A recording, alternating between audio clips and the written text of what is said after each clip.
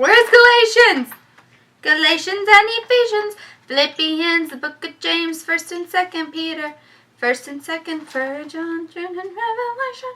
This past week at my Bible study, we talked about self-control, and I'm glad I didn't make this video. I normally make the video ahead of time so I can send it to the girls who can't make it, but man, we added so much to it. A few things that we pinpointed that people have problems with self-control with are food, anger, drugs, distractions such as Netflix, money or materialistic things, drinking, sex, relationships, laziness, commitment, prioritizing, irritation, knowing when to stop, and filtering. So one thing that I have self-control problems with is eating.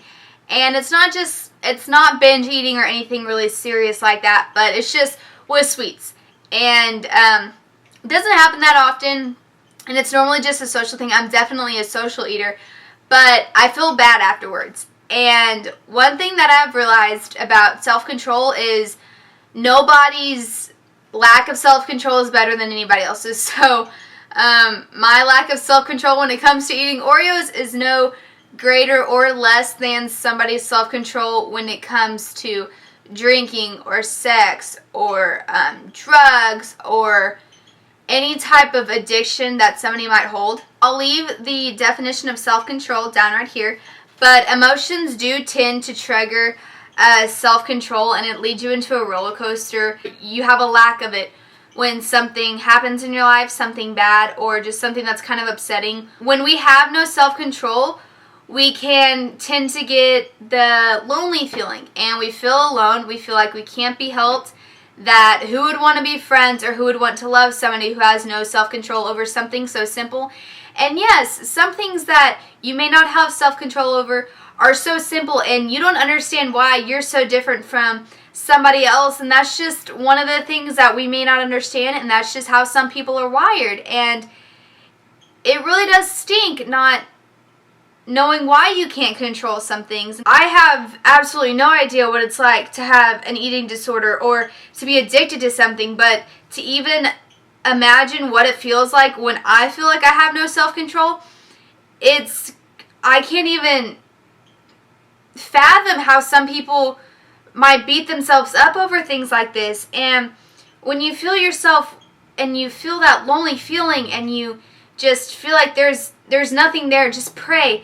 That's the time when you can really use the Lord. So another thing that we talked about, and this is a cycle example, is with relationships, either boy or girl, but it comes with sex and feelings and emotions. It starts off with you have that feeling of being alone, and you don't want to catch feelings for somebody, and you don't want to be in that stage of a relationship, and you really just want that temporary feeling that's over here. So you're on your way over here. You want that feeling of somebody to tell you that you're worth something, that you're beautiful, somebody to kiss you, somebody to do those things with. And a lot of us cherish the feeling of somebody wanting us, and we all want that feeling. But we have to remember God has that love for us, and it's so much higher. He has that liking for us that's so much higher than any human could ever give us.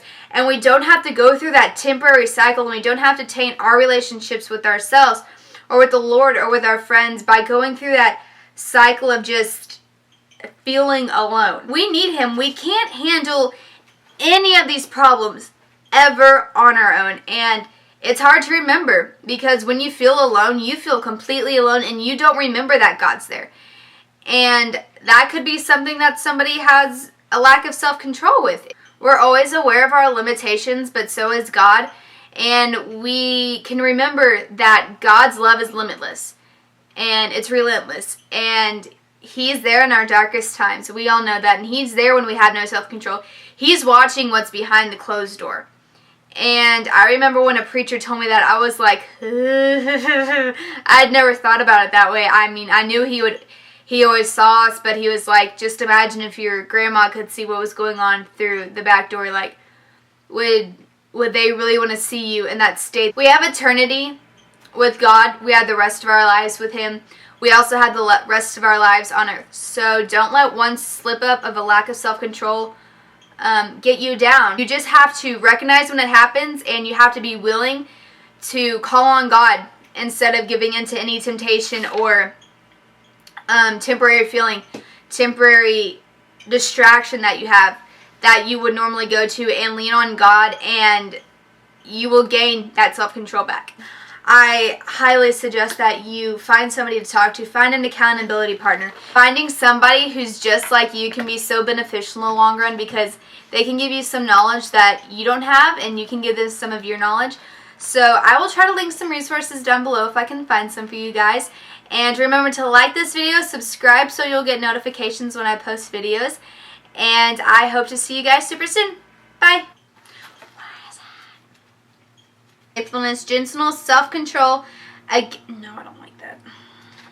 Thing of Oreos.